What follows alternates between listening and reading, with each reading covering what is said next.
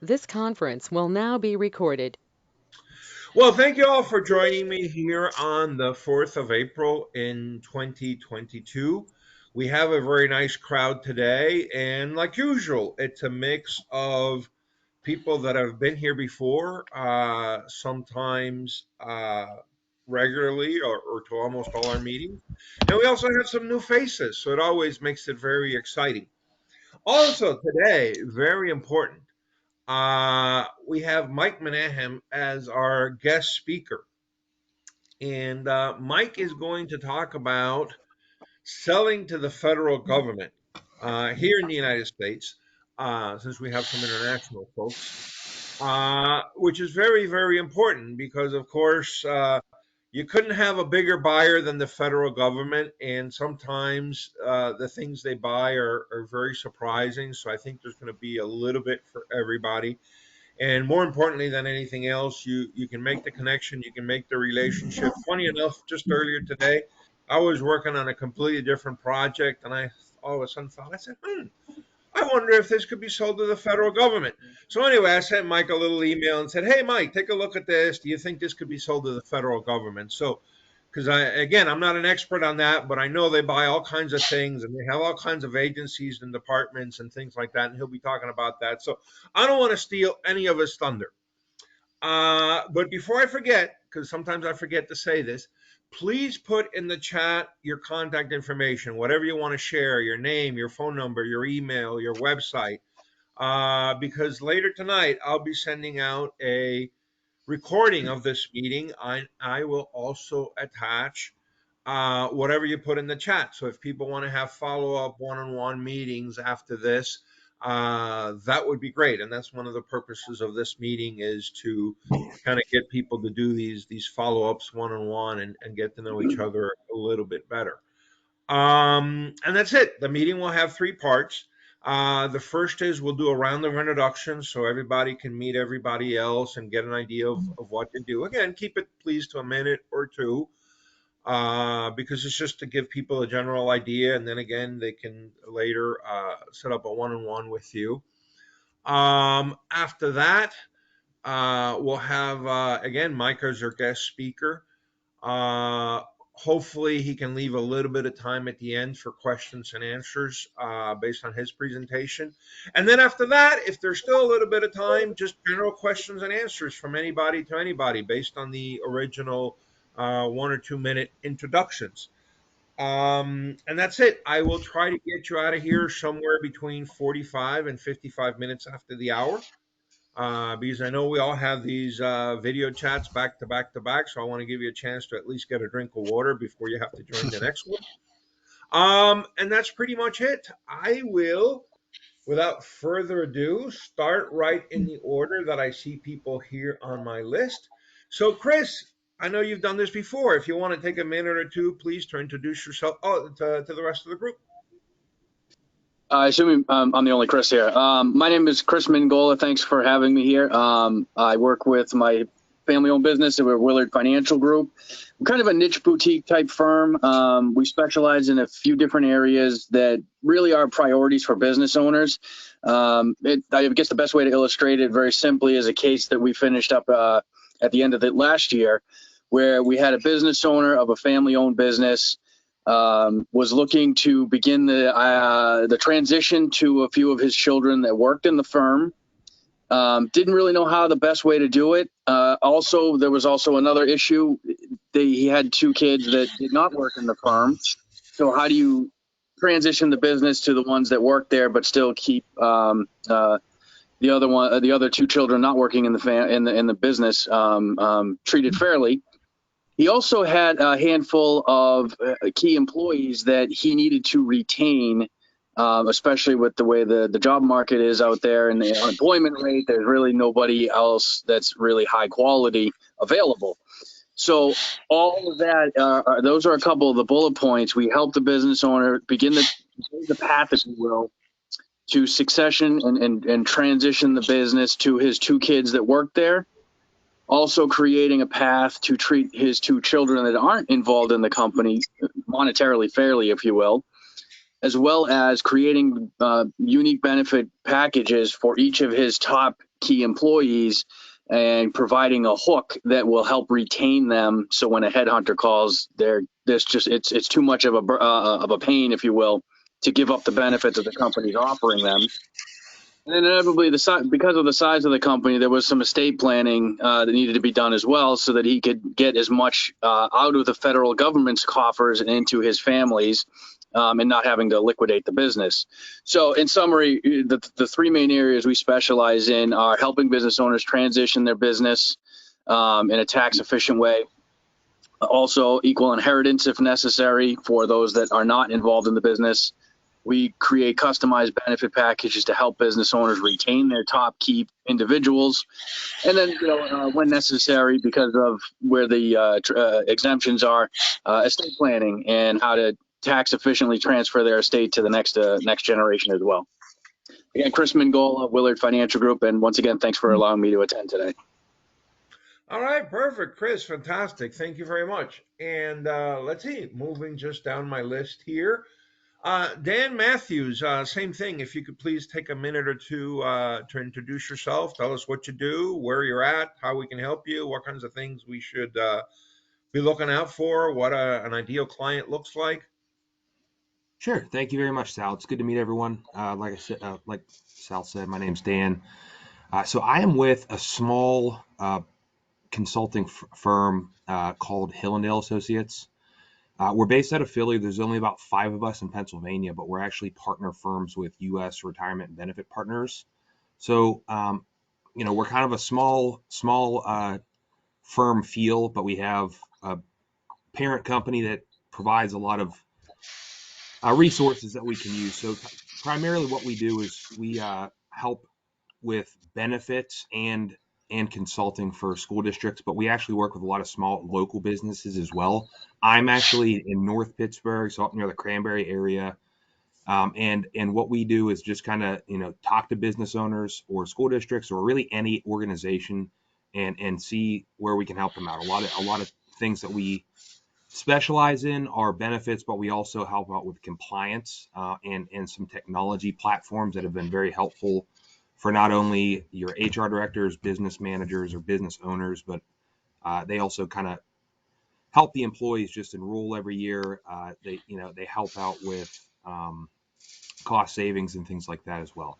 So an ideal client is really anybody, a business of 2 or a business of that has 1,000 employees. We're willing to work with really anyone, from employer sponsored things to voluntary plans, and then anything really in between. So that's kind of what we do. I'm relatively new to the business. I was in more of a individual financial advisory role before this, and now kind of stepped into this role last year.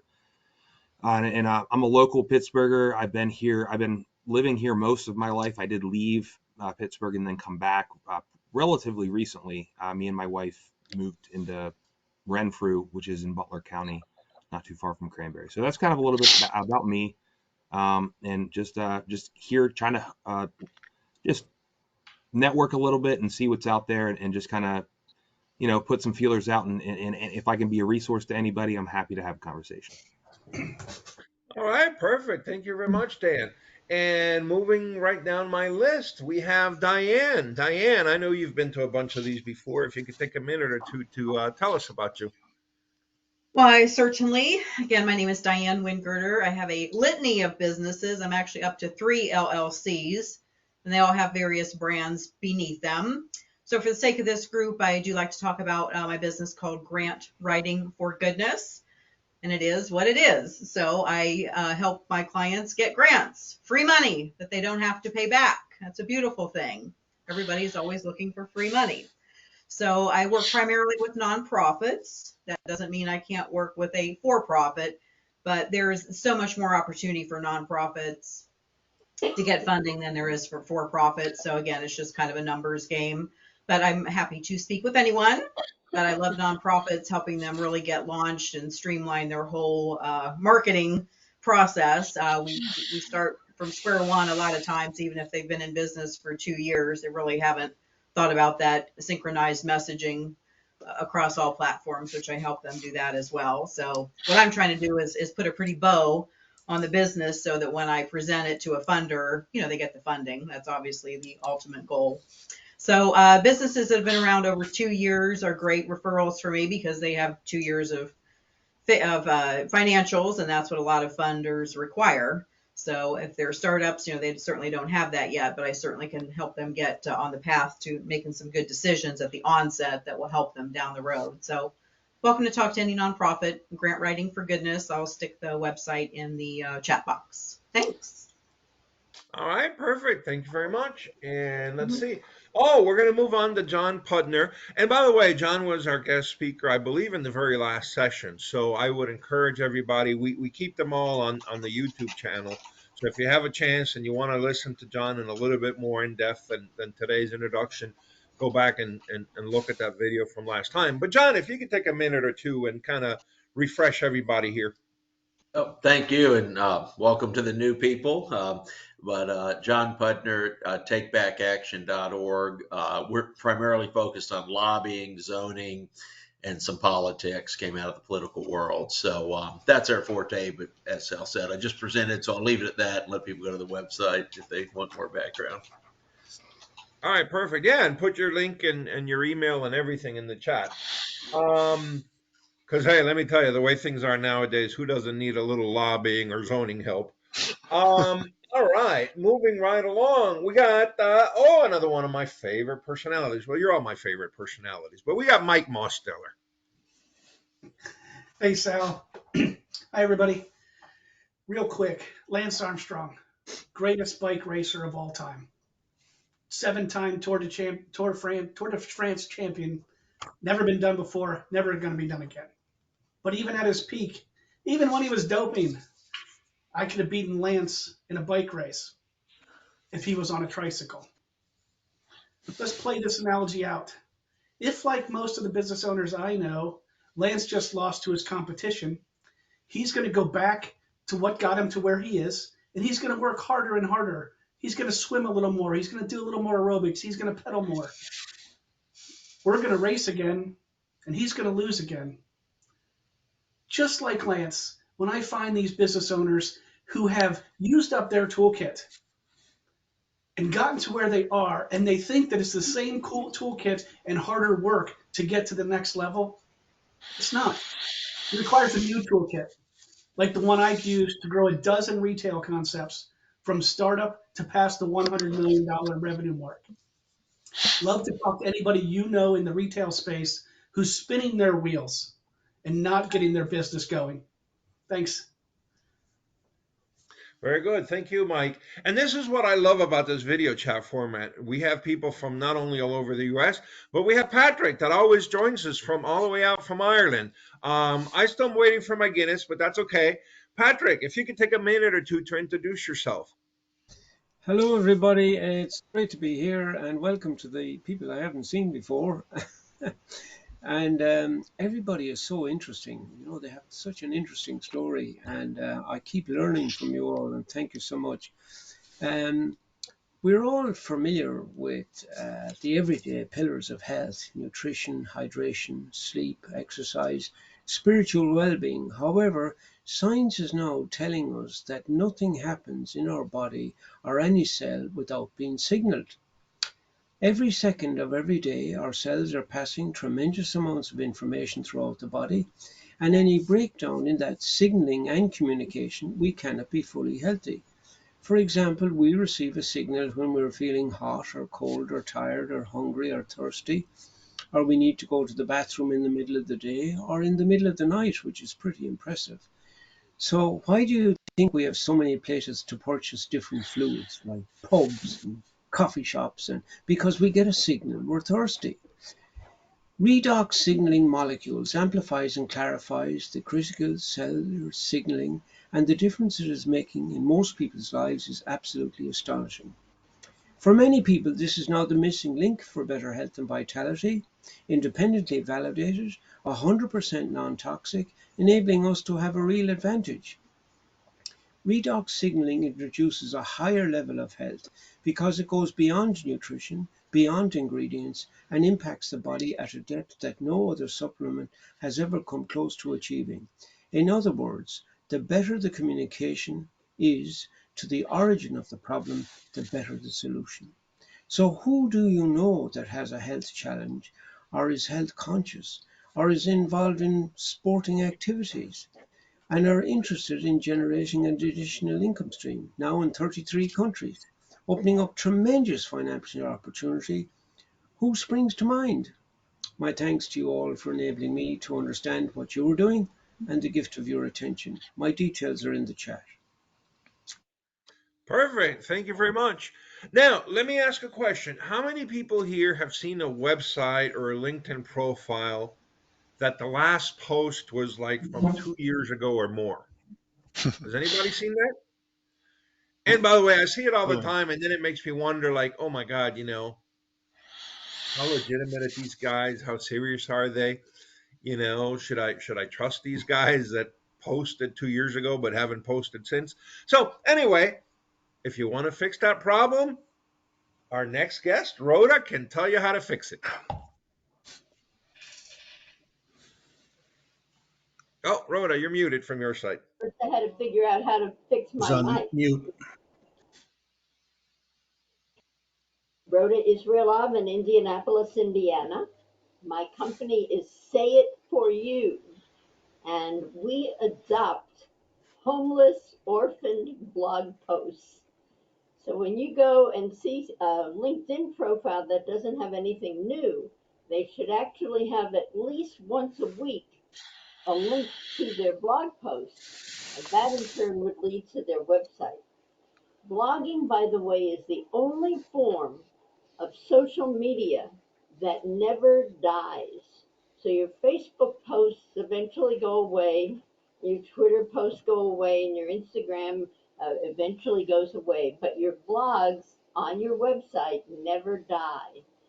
So I think last week I mentioned that I have posted blog post number 2000 on my own website on Say It For You. And on many of my clients were way into the, going into the 1,000 posts. We are looking to be the wordsmiths for our clients, showing that they're in the now and in the know. They have something valuable to impart and something recent that recognizes things that are happening in the community and in the world and how they and their service or product relates to that. So we, my team and I, for the last 14 years, say it for you. Perfect. Thank you very much. And last but not least, we have Steve. I think you've got the idea. If you could take a minute or two, please, to tell us about you and who might be a good client that we can kind of keep our eyes and ears open for a referral for you. Sure. Thanks, Sal. Thanks for the invite to the event, and hello, everybody. My name is Steve Rosinski. The name of my company is Dream River Group. What we do is we help small businesses with 7 figures of revenue grow the valuation of their company, whether they're looking for an impending exit or maybe an exit that's a decade away. What's unique about that, we use the Value Builder system. And what the Value Builder system does, there's a lot of different management systems, but it looks at a business from the perspective of what an acquirer cares about. What does a buyer of a business care about? And then we work to optimize those factors. I'm based in Cleveland. Hello, my Pittsburgh friends, but I service the United States. And perfect fit for me right now is I'm connecting a lot with a lot of M&A professionals, mergers and acquisition professionals are usually pathways to potential clients, and they have a joint mission of trying to grow the valuation of their clients as well. So thank you. Great to be here. Excellent. Well, and with that, we've finished our round of introductions, so we're ready for our guest speaker. So, Mike, I don't want to steal any of your thunder. You can start by introducing yourself and then dive right into your presentation. And again, if you could leave a couple of minutes at the end for questions and answers, I think Sure. people would appreciate that. Sounds great, Sal. Thank you. Appreciate the introduction. My name is Mike Menahem. I'm with my firm is called GovBidPro. Website's govbidpro.com. It's in the chat. I'm going to be presenting today I've been in the business in terms of government bidding and contracts for 17 years. The first 10, I worked at a IT hardware reseller, and we did a lot of quoting. The government buys a ton of IT, as you can imagine, in terms of product, software as well, services, now cybersecurity. We're going to talk about that as I'm about to share screen. So after 10 years, so 7 years ago, I started GovBidPro, and what we do is I've got a handful of freelancers that work for me. And Diane, thank you, by the way, before I forget, I may have a referral for you for a grant writing, which is something we don't do, but I always hear about it, and people, oh, hey, do you do grants for profit as well as nonprofit? So Diane, you and I will definitely connect. Fabulous. And so I've lost my train of thought now. GovBidPro, we have two different types of services. One is for your is that what we do there is because the resources, they're newer, there's not as much resources. It's a training, it's a ramp up. So there's training, and then there's a support system, and then with the really about 20 employees to about 100 employees. That's our enterprise clients. It could be more than 100 employees. They're still small businesses. They are considered small business by government. Those are enterprise clients that really just hand everything to us. They outsource everything to us. So again, I've been doing this, and it's full service from front to back, from bid capture, and we'll talk about that in my presentation today. And again, Sal, thank you for allowing me to present. This is, by the way, we're consultants for the Small Business Development Center, so you're going to see that in the PowerPoint that should be coming up. There it is. So we're with Valley Stream Small Business Development Center as a consultant. So let's do that. One sec here, and we'll kind of fly through this, and we'll do a Q&A. And again, this is available by PDF if you want it later. Sal, if you wanted to kind of let folks know about that. Yeah, no, So the second absolutely. page is really more Just about me to kind of interrupt just real what. quick, when I send out the video tonight, I'll send out a copy of the PDF. So don't worry about making notes or anything. What you see here Okay. on the screen, I'll send out a copy. So this is page 3 of the PDF of the PowerPoint. What we're going to talk about today is the business of government procurement. We're talking about the bids, the processes, the strategies, purchase orders. What we're not going to talk about, all these people at the bottom here, all these politicians. These are really the theater, if you will. We're not going to talk about politics or anything going on in Eastern Europe. Now, any of the policies that these folks make, whether they're in office or not, or they used to be, that's going to affect the procurement. But right now, the government has a 1.5 trillion, that's trillion with a T, dollar budget, and about 23% of that goes to small business. We'll talk about the set asides in just a minute. So let's dive right in. When we talk about government, we're talking about federal, state, and local government agencies. It's really split up into two. You've got federal, and then you've got everybody else. And state and local has an acronym called SLED. That's the second bullet point down. That includes your airports, your schools, police, correctional facilities, juvie, um, all the finance, the DMV, those folks. By the way, right now, there actually has been a change as of this weekend. The registration is free. So when you register to get a cage code, that's what you need to get for U.S. government, for federal government, and that stands for commercial and government entity. What they're doing is they're checking that your business is here in the United States, and you're not, and also check for felonies and back taxes and that kind of thing. They're going to make sure that you're a good citizen. They've actually gotten rid of the DUNS number, and there's a UID number now. So that there's a little bit of a change there. Again, today's focus is going to be about open market bids. There's other stuff out there like GSA contracts. NASA has a SBIR program, that's the Small Business Investment and Research Program. Seaporties, of course, as you can tell by the name, is with NASA, and there's other programs. But we're going to focus on open market bids today. Next page. All right, so let's get to the bullet points on bids. There's three types: RFIs, RFQs, and RFPs. RFI stands for request for information. That also can be a pre-solicitation, sources sought, market research. They're all synonymous. I don't encourage my clients to go after this because that's all it is. They're asking for information. There's no money, there's no budget behind an RFI yet. There could be. So what I try to encourage my clients to do is go after RFQs. That of course is request for quote, and RFPs is request for proposal. Obviously, request for proposal is going to have more. They're going to ask for more information. Your submission requirements. It could be management plan. It could be references. It could be things like past performance with government, past performance in public in private sector. So you've got to look for the different submission requirements.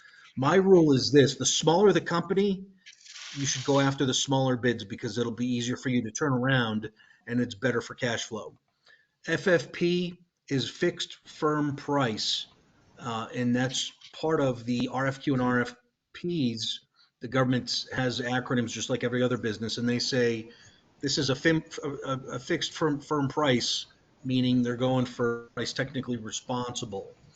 So it's the lowest bidder, and we'll talk about hardware versus services later. When they look at hardware, they want brand new. They don't want refurbished. They don't want anything that's open box or used or anything like that. IDIQ, excuse me, is indefinite delivery, indefinite quantity. I'm going to give you an example of that. I have a client that's in projectors, and he got a contract for projector lamps for 1 year. So that's an indefinite delivery, indefinite quantity for a minimum of 500 projector lamps over the next 12 months with a school district in the state of Florida. So he's locked in at a certain price, and they're ensuring that he's going to deliver at least 500 units over the next 12 months. So that's an IDIQ, and everybody's different. Again, it just like any contract officer is different.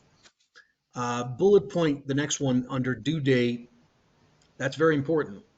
With government, they're going to say, hey, look, the bid is due this Friday at 12 o'clock, noon Eastern, everything's laid out. What you need to send in, when it's due. If you're late, they won't accept it. All right, let's talk about set asides. You've got a couple different set asides here. There's woman owned, veteran owned, 8A hub zone. You would get that certification through the Small Business Administration. So you can still bid as a small business with a cage code, but if you're woman owned or veteran owned or service disabled veteran owned, and you could be a combination of the different kinds. So when the bids come out, all right, on let's say a website like sam.gov, it'll say in there that the bid is set aside for small business and service disabled veteran owned businesses. So you have to be that set aside to bid on that project. If you're not, then you can't. But what you could do, there's a workaround. You could do a teaming agreement with a company that's a service disabled, for example, service disabled veteran owned business, and say, hey, look, I've got this product. You're a service disabled veteran owned business. Let's bid together. So there's different strategies and different things and different workarounds. Next is NAICS code. That stands for North American Industry Code Standard. Every product, every service that the government buys has this NICS code, NAICS code. And usually it's a 6-digit number, everything from real estate to software to janitorial services.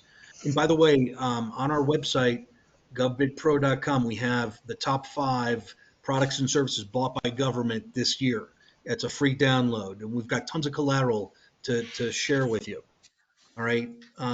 So again, the NICS code, that'll be in the bid too. They'll say, okay, this is for IT folks, computer services, computer software. That's the NICS code, and that's usually, guess what? The NICS code is on your registration when you got the cage code. So it's all connected.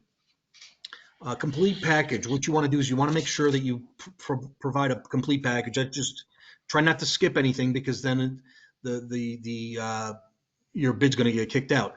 One of the things that it's risk mitigation that we have to do, right, is there's modifications and cancellations by government. The government holds the right to exercise to modify any bid before it's due and cancel at any time. So you're taking on all the risk. You're taking the risk as the small business to bid on it. So the answer is, what I tell my clients to do is to do as many bids as possible. All right.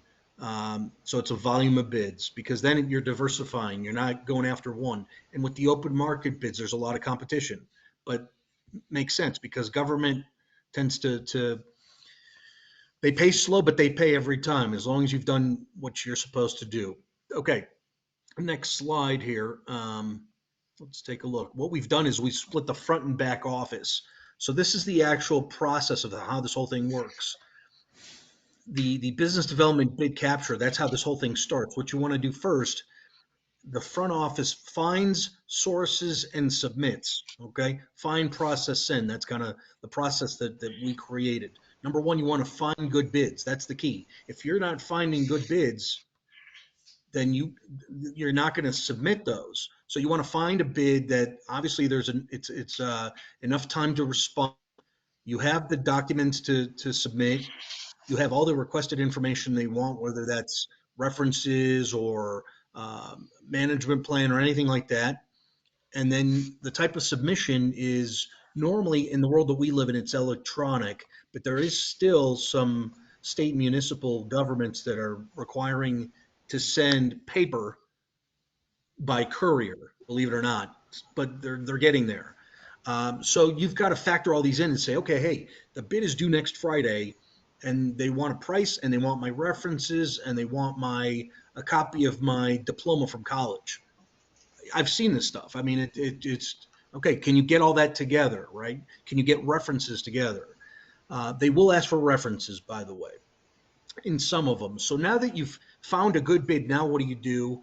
You want to project, and you say, okay, if I can if you're a reseller, let's say, or if you're trying to get human resources, let's say, database administrators to a certain Air Force base for a year or 2 years or 3 years, something like that. You've got suppliers, you've got credit facilities, vendors, subcontractors. You've got to structure this deal to make sure, okay, hey, here's my cost of project. Here's what this thing is going to cost me to do. It's going to cost me $100,000 to get this project. I'm going to charge 10%.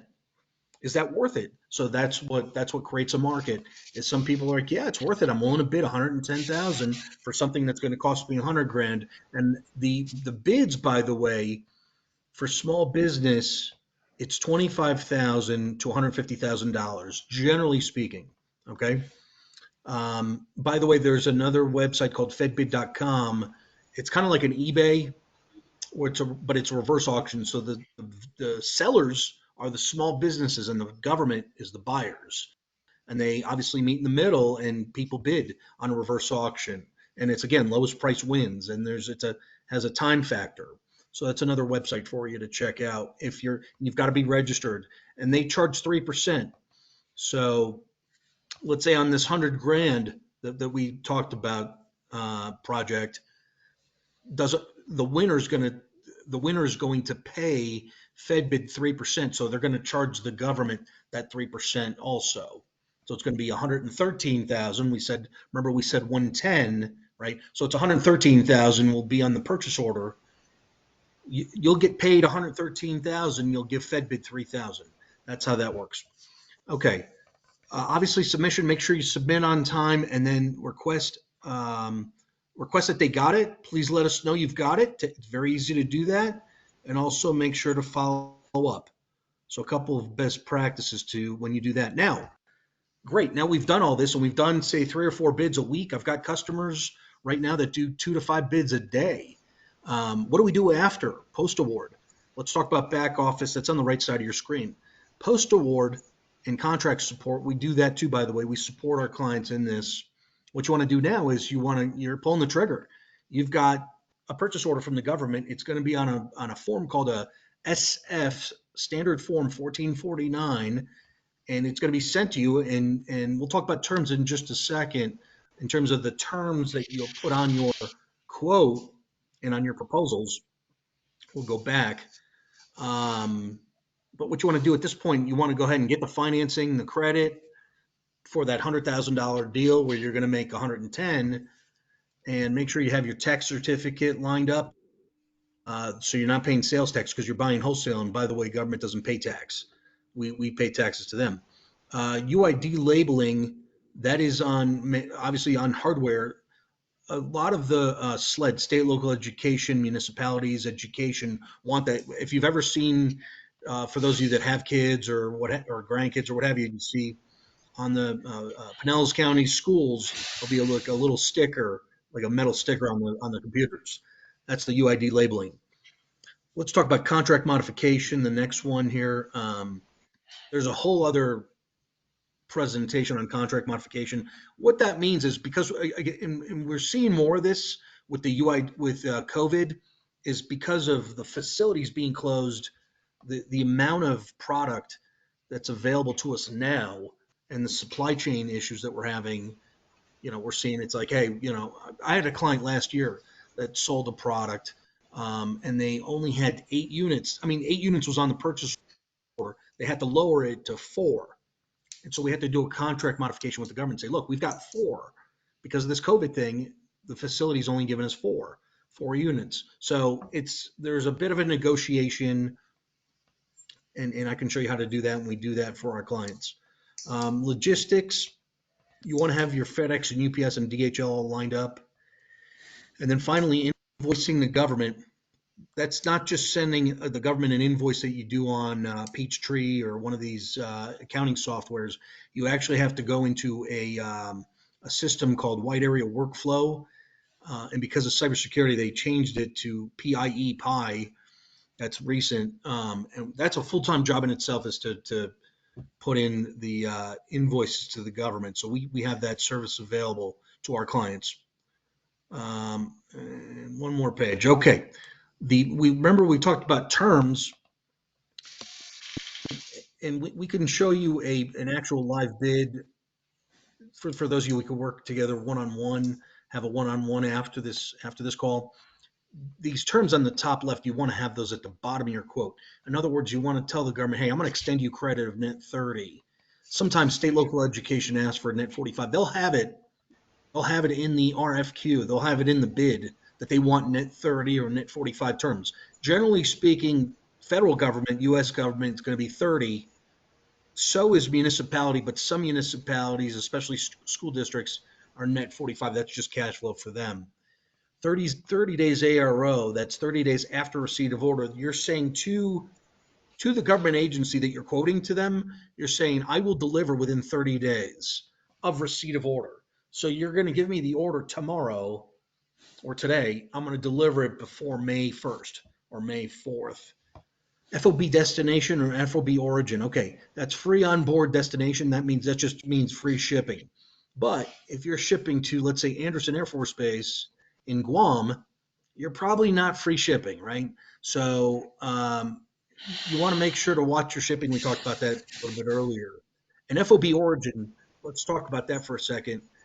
The government sometimes doesn't want you to know where it's going because they could be selling this product or giving the product in that case to a country like Ukraine, and so what they do is they say, we'll come pick it up at your office. So it's FOB origin, and they show up and they have a truck and they inspect it right there at your office and they put it in the truck and you can invoice.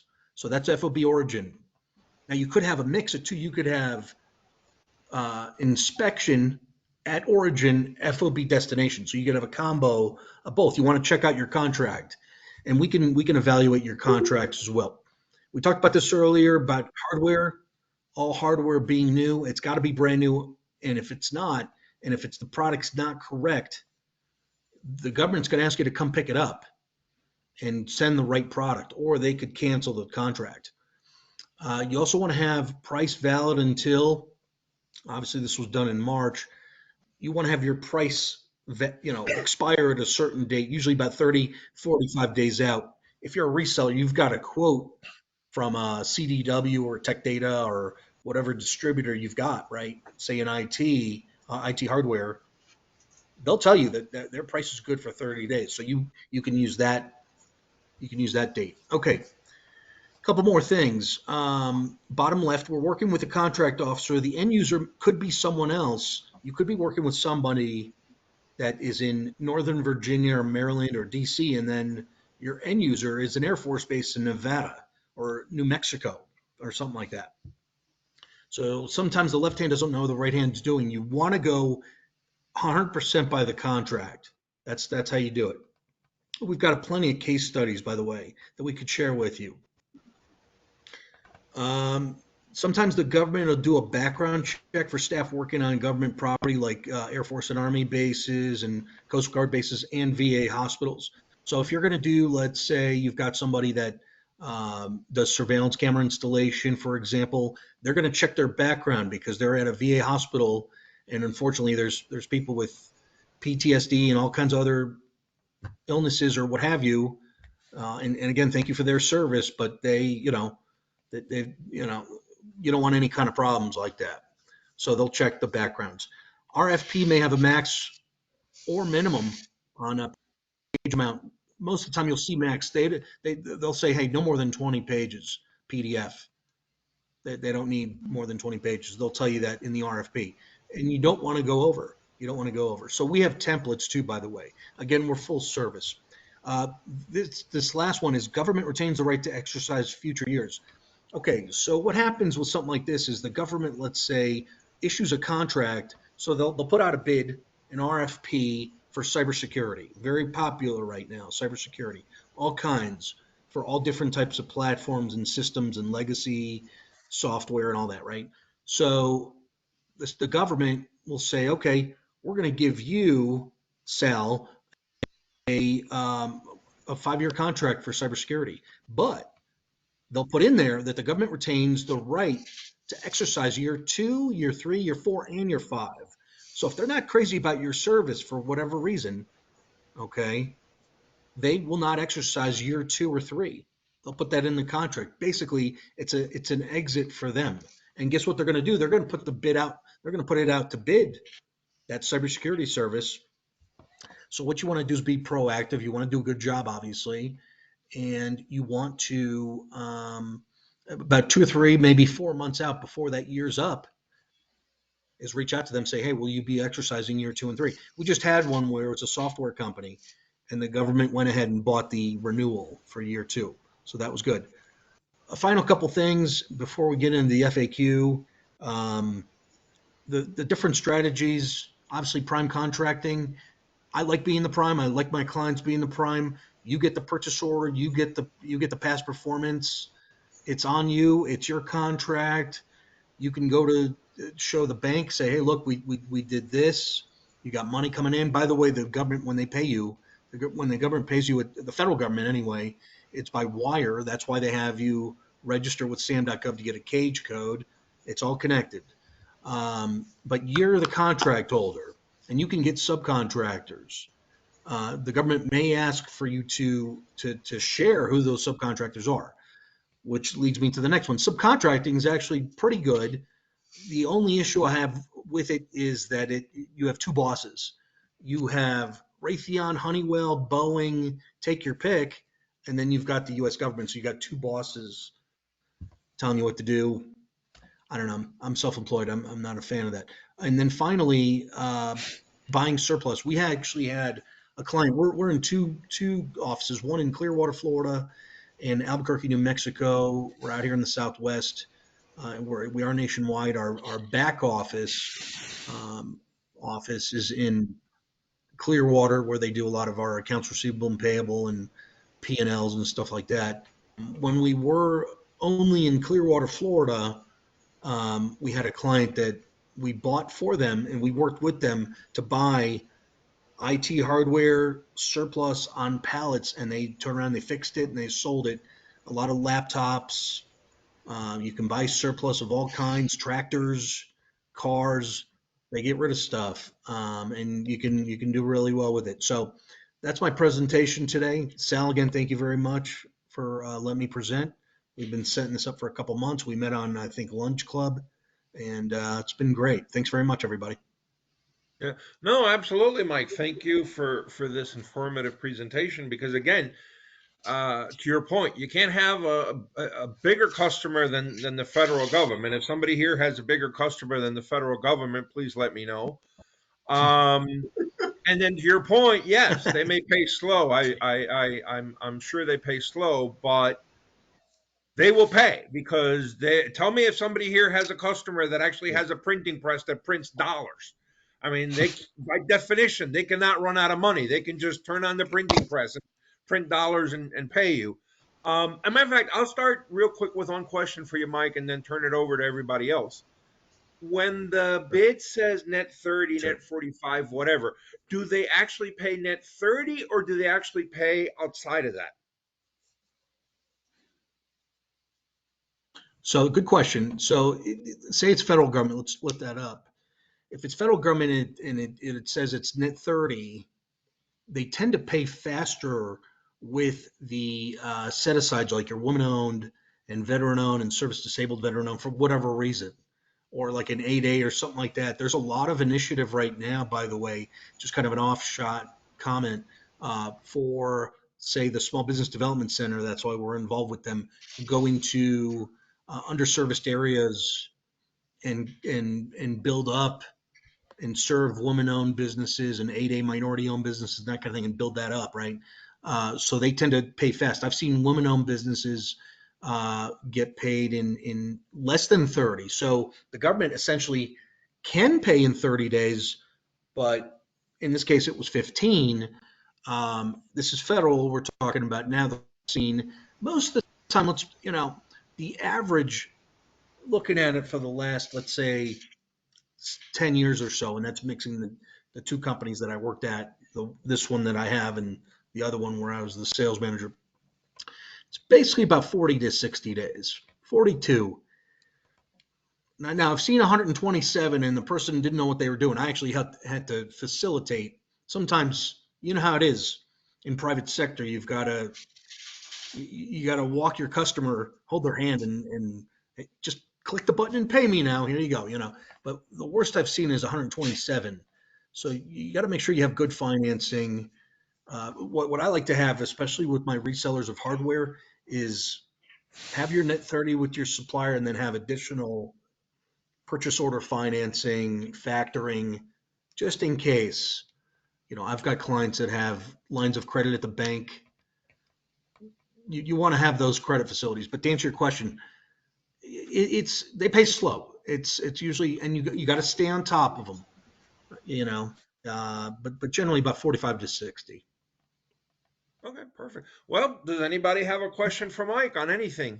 Yeah, I have a question, Mike. It is so interesting because you were reminding me of a previous experience I had, nothing like you had. But what I'm really interested in is the NIC standard. So am I correct in saying that there's a standard that everybody accepts, but with so many products from so many sources, how does one have trust in the standard of the product? Will it do what it says it'll do on the tin?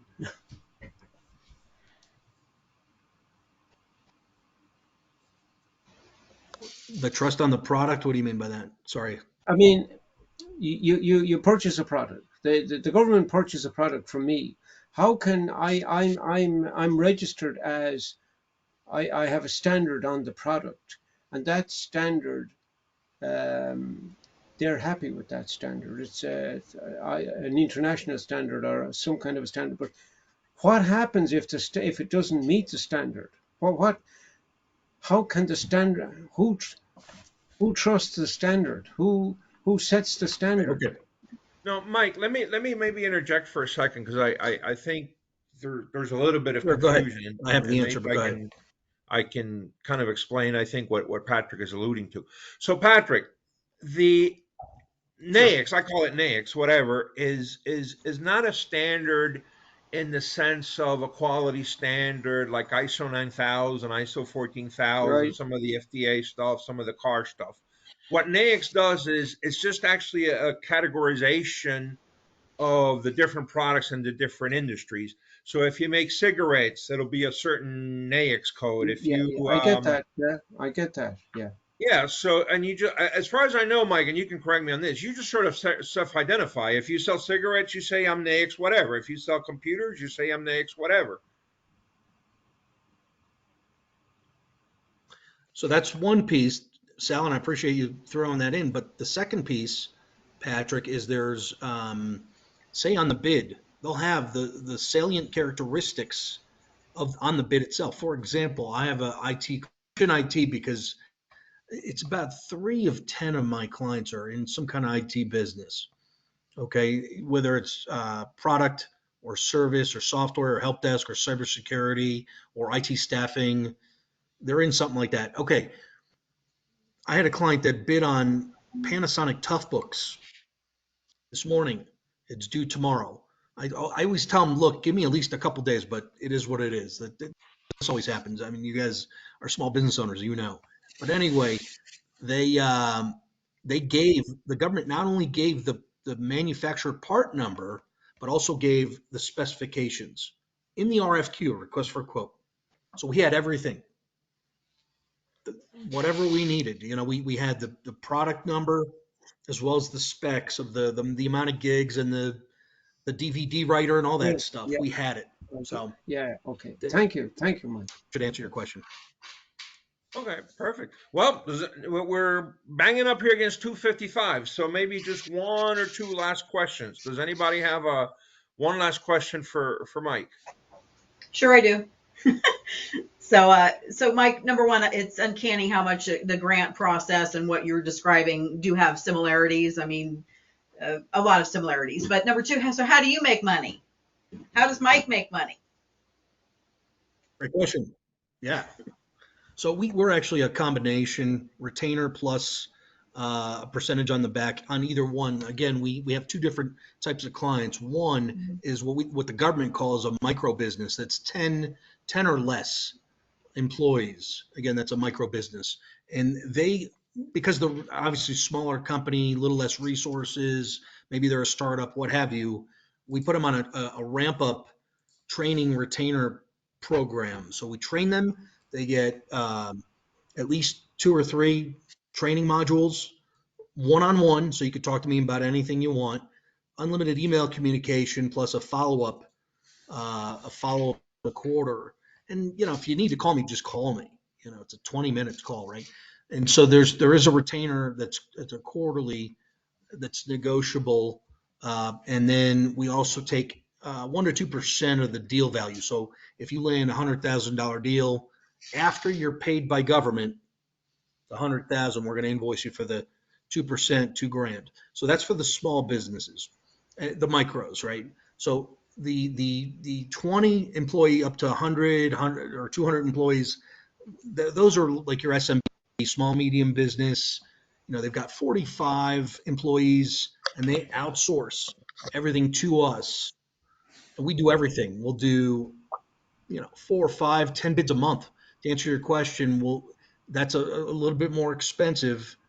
And then the back end percentage of usually maybe 2 to 5% of deal value, especially in services. Again, everything's negotiable. I even have clients that they pay a retainer up front that's paid quarterly. They pay a deal win bonus. Let's say, just to use a round number, of $1,000. If I win a purchase order for you, they cut me a check for 1,000. They got to go deliver it. I've got to invoice it for them. It might take 45 to 60 days to get paid. So that now they're paid, and then I bill them for the 2%. So it's a 3-prong. So yeah, we do pretty well. We've been in business 7 years now this May, and here's the thing for those that are like, oh, I get it. The gas prices are higher. There's an upfront fee. I get that, but there's a lot of work to be done up front. You've got to research bids. You got to put proposals together. You got to source products. Make sure, especially in technology, a lot of stuff is discontinued or end of life because the government's about 6 months behind. Just sometimes I feel like they do it on purpose. They put something out there, they can't find it, So they put a bid out, and what do you know? It's been discontinued for 6 months or a year. The iPad or whatever they're looking for, So, but to answer your question, so it is and by the way, you'll see this on my website. I have a guarantee. I have a guarantee for all businesses that, if whether they do it themselves and I train them and support them, or I do that for them, I guarantee that they'll get a purchase order or a contract in the first year. It takes time. I mean, it's a long sales cycle. So Okay. All right, guys. Well, let's do thanks for that something question. because it just turned to 2:58 here on the clock on my computer. And again, I'm very cognizant that some of you may have another meeting or another video chat starting at 3 p.m. here on the East Coast of the U.S. So, Mike, thank you very much for being our guest speaker. Thank you for such an informative presentation. I'm hoping that the people that haven't maybe in the past considered selling to the federal government or the local government will maybe take a second thought about it and take a crack at it because again, you can't have a bigger customer than that, and you can't have a customer with bigger pockets than that. If anybody wants to do a one-on-one That's right. again later tonight when I send out the video, I'll send everything that people put in the chat, so feel free to reach out to each other to coordinate some one-on-ones, and we will have our next video chat in exactly 2 weeks. So hopefully I can see all of you again at that point. And thank you all for joining me. Oh, wait, Mike, go One ahead. more thing. One more thing. Yep, Sal, if you could, I want to add your video to my LinkedIn group that's called "Getting Started with Government Bids," if that's possible. Absolutely. Perfect. I would appreciate that. All right. Okay, guys. Well, listen, see you all in 2 weeks. Sounds good. Thanks. Bye. Thank Thank you. you. Thank you. Thank you. Thank you. Thanks, guys. Thank you.